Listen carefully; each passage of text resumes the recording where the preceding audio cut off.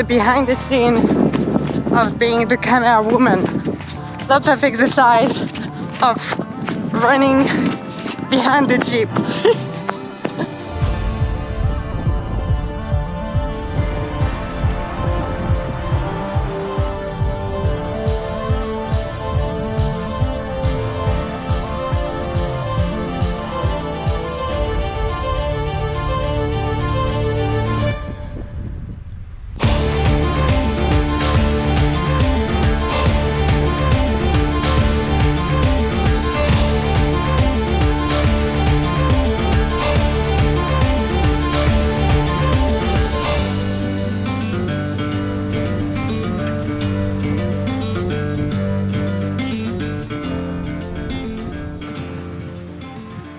That was cool.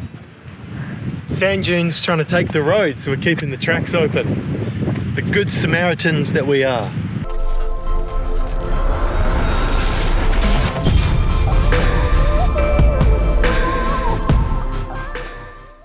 Hi guys, welcome back to The Outfits. Hey! We are back in COLLAB. It's hard to believe we're here in July last time and now it's November. So much has happened since then.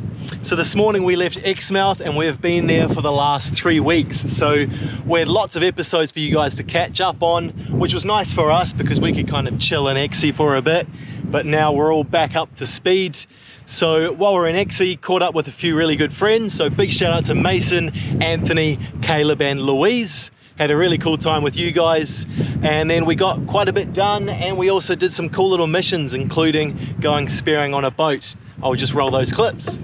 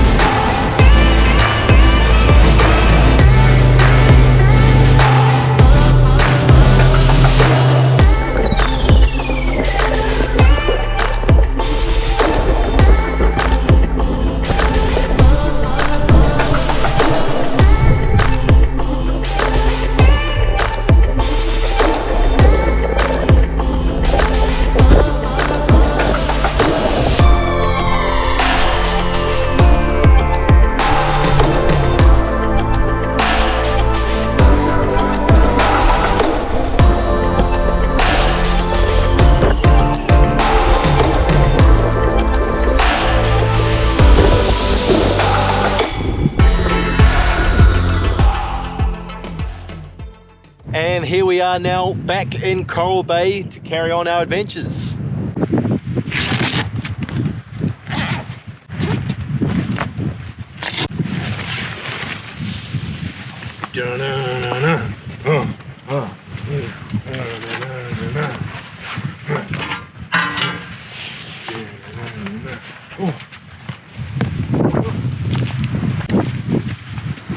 And fish hook, boom. So we had a lot of recommendation on the video a few weeks ago when we broke our awning. So you would have seen since then we purchased a new awning. It is the 30 seconds wing awning. At this stage we won't do a full review on it because we haven't had it for long enough. But so far we can say we're really happy with it. It's been really good, especially with the temps rising. A few months ago we were here and we didn't need an awning because it was winter. But now we're getting close to summer, so definitely a 270-degree awning is a must. Hey. All right, so it has been so windy today. So we haven't done much filming. We've mainly chilled actually. I have been researching a top secret project, which I'm not ready to announce yet, but that's been a little bit stressful and time consuming. Got these 2 crayfish off the boat with COLLAB not too long ago. I don't think I've got any footage of me getting it because I was also spearfishing. These are 2 what's called painted crays. They are slightly different species than the ornate cray that I got last time, that huge one, and they don't grow as big. From what I've been told by COLLAB, the painted cray, this is a very good size one. They just don't get as big as the ornate, but apparently they taste better. The way you can tell them apart is the ornate has brown antlers or horns, whereas the painted cray has red or like sort of pink ones, as you can see here, and they have that beautiful blue right in front of the eyes. These guys weren't particularly hard to catch, which I found quite unusual. Basically, I was swimming along, not very deep at all, must have only been a couple of meters deep, and you could just see the antlers, which would have been out to about here.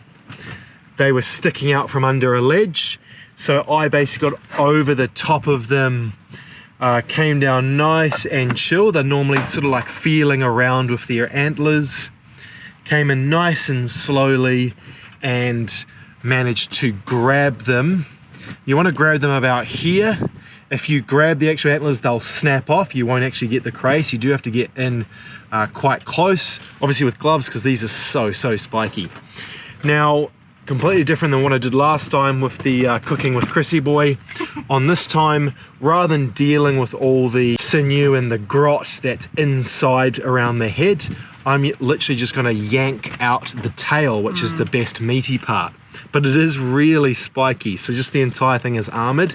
So without really hurting myself, I'm going to twist and pull like so. And that is a beautiful crayfish tail. Not much left going on in there. This is the poo tube, which I want to pull out for obvious reasons. Like so. Ugh. Little bits left over, but that's not too bad at all. Then what I'm going to do is I'm going to chop the tail in half so we can lay 2 sides down. So I'm just going to do that on the other one now. Should be a little bit harder. God, they're spiky. Oh man.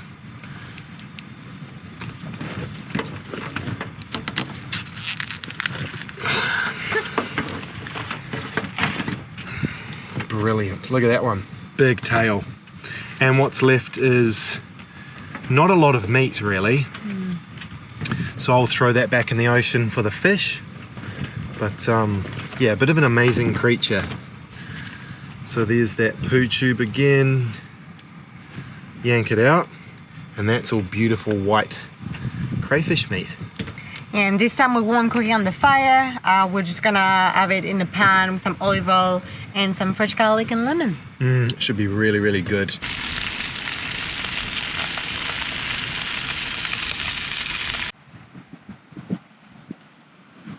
Whoa. Look at that. King. Yeah. Bon appetit. Good morning guys. We had a really good night of sleep here, really sheltered and quiet. So we just back up camp and now we're gonna head back towards the main beach. So I got my ride for today.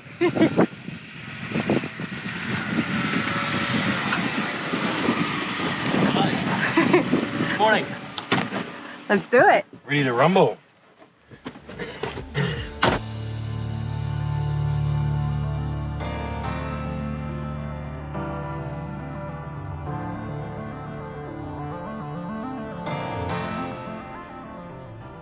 Alright, so I got all my spearfishing gear ready, as you can see, still drying off when we were on the boat.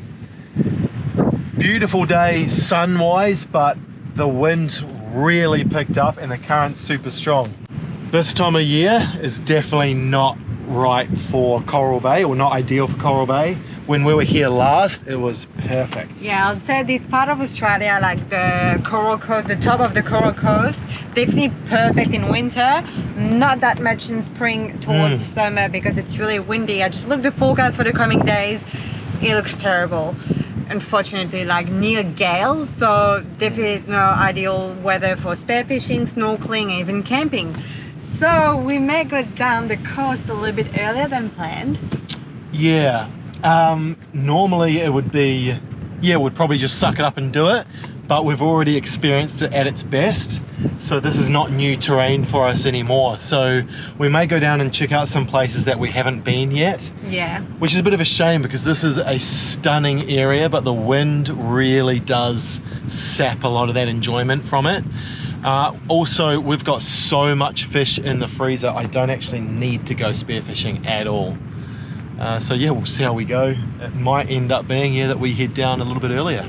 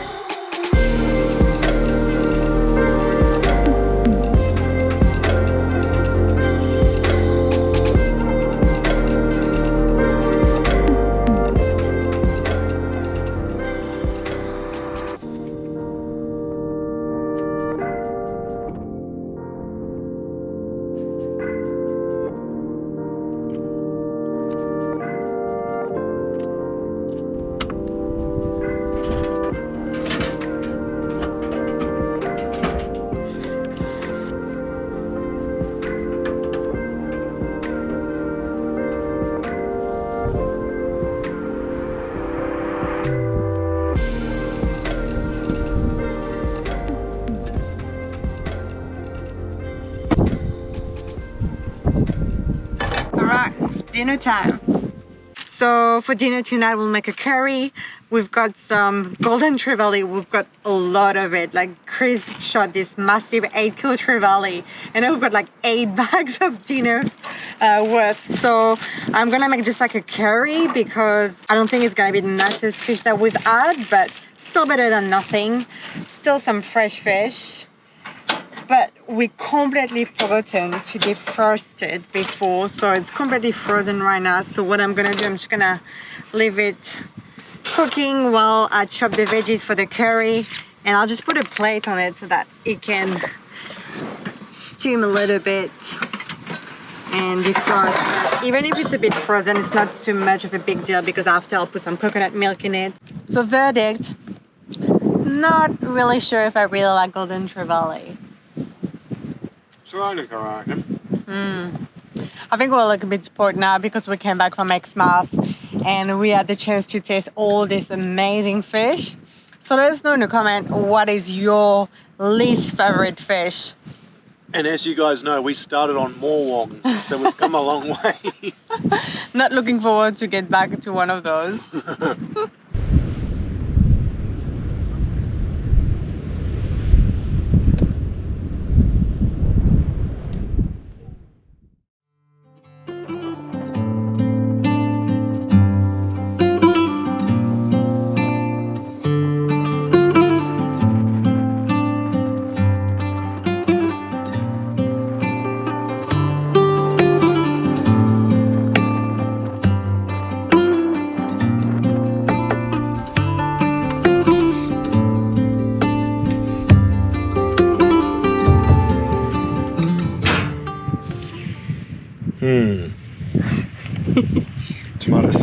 Archie.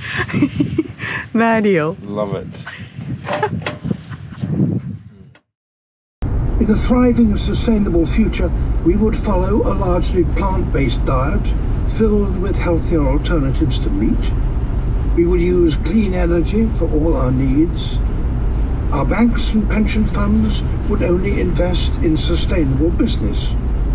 Those of us that choose to have children would be likely to have smaller families.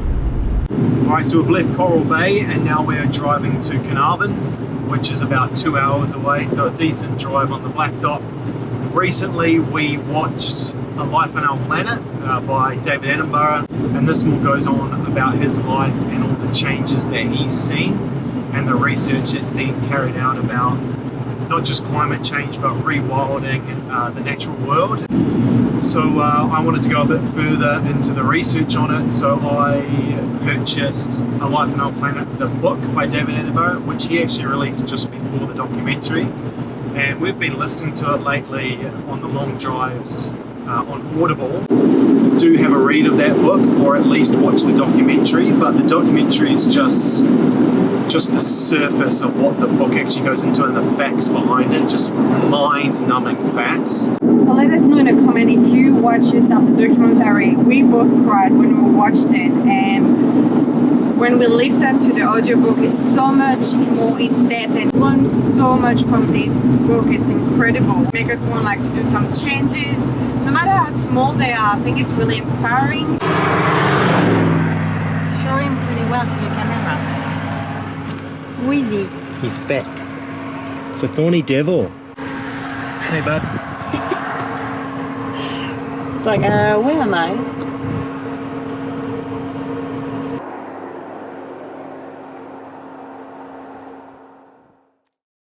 Apologies guys for the way the vlog was ending quite abruptly. It was super windy in Coral Bay and just not good weather condition for filming, so we decided to leave a little bit earlier. We are now in Perth. We're staying with some friends, which we are so grateful for. Yeah, I was also finding it really hard to focus because this idea that I've mentioned was just on my mind constantly, cogs turning. I was waking up like thinking about it, I was dreaming about it. It was completely just kind of consuming me. So I thought it would be best we went to Perth and went ahead with the plan that I've been thinking of. And we've pulled the pin. We have bought a new rig, not a trailer, not a caravan. We've got a new rig. We'll be keeping the Jeep for now. We have a new rig. Shit's about to go down.